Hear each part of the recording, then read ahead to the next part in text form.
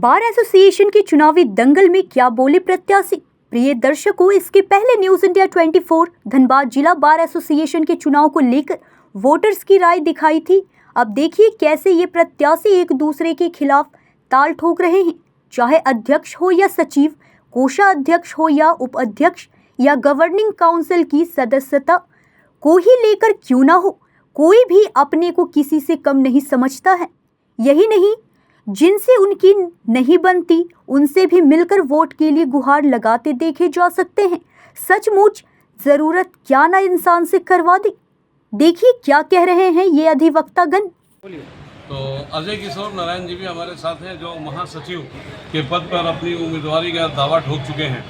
और हम जानेंगे कि भाई पिछले 4 वर्षों से जितेंद्र सिंह जी मतलब कि महासचिव हैं बार एसोसिएशन के, तो मतलब कि इनके काम से पहले आप कितना संतुष्ट हैं, और अगर आप सचिव पद पर चले जाते हैं तो कौन सी तब्दीलियाँ करेंगे जिससे कि अधिवक्ताओं का कल्याण हो सके और लोग आप पर गर्व कर सकें। देखिए, मेरा चुनाव में आने का मुख्य उद्देश्य है, जिसको मकसद भी कहा जाए, कि अधिवक्ताओं का आर्थिक सुरक्षा, सम्मान की सुरक्षा, सामाजिक सुरक्षा, बार के सभी कार्यों का पारदर्शिता से लागू करना, महिलाओं के लिए एक योजना बनाकर काम करना और अपने बार का एक बजट होना चाहिए कि हमको क्या करना है।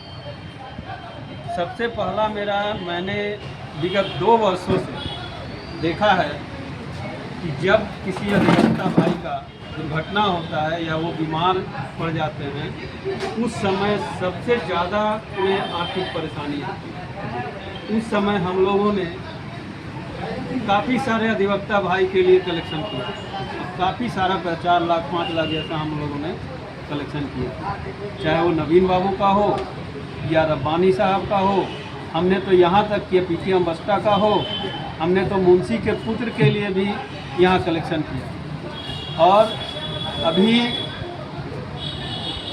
एक घटना हुआ हमारे अधिवक्ता भाई का, उनकी पुत्री का हत्या कर दिया गया था कोलकाता में, जिसमें हमारे कमेटी के कोई भी लोग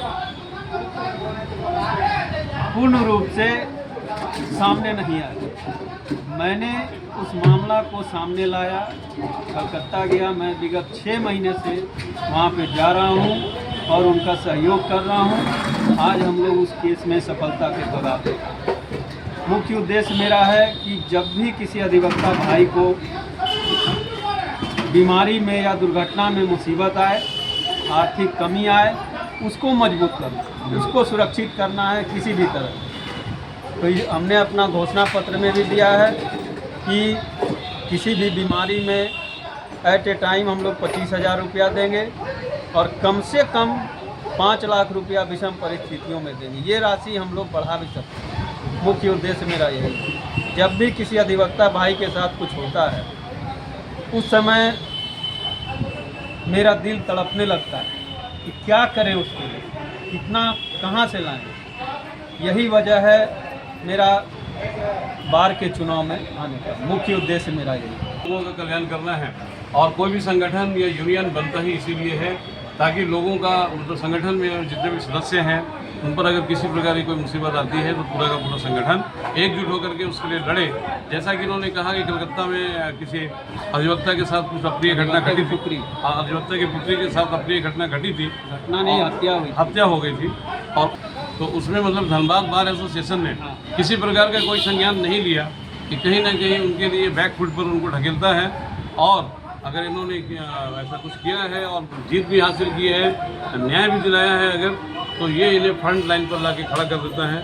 धनबाद बार एसोसिएशन के सभी सम्मानित अधिवक्ताओं के संज्ञान में भी यह बात है कि मैंने विगत 2 वर्षों में बिना पद पे रहे क्या किया। खास करके सुरेंद्र भैया और नवीन बाबू का मामला को तो सभी को मालूम है। इस तरह से मैंने कईयों मामलों में अपनी उपस्थिति मजबूती से दर्ज कराई। और मैंने अपने दावेदारी पेश करने से पहले बहुत सारे अधिवक्ता मैं 2 वर्षों तक लगातार अधिवक्ताओं के लिए संघर्ष किया है धनबाद बार जी, यानी बिल्कुल सहायक रहेंगे अधिवक्ताओं पर, और वो भी मतलब कि ट्रेजरर यानी कि कोषाध्यक्ष के मामले में अपना किस्मत आजमा रहे हैं, ताल भी ठोक दिया है। अब जानना चाहेंगे कि भाई अभी मौजूदा जो बार एसोसिएशन है इसमें मतलब कि कोष का क्या हालचाल है, कोई मतलब कि पारदर्शिता है क्या? अभी वर्तमान में जो कोष की स्थिति है, जी किसी भी अधिवक्ता को ये नहीं पता कि बार में क्या इनकम हो रहा है, क्या खर्च हो रहा है, कोई हिसाब देने वाला नहीं है। जी। नहीं। तो श्रीमान मतलब ऐसे में अधिवक्तागण जा करके जो मौजूदा कोषाध्यक्ष हैं या सचिव महोदय हैं या अध्यक्ष महोदय, उनसे शिकायत नहीं करते क्या?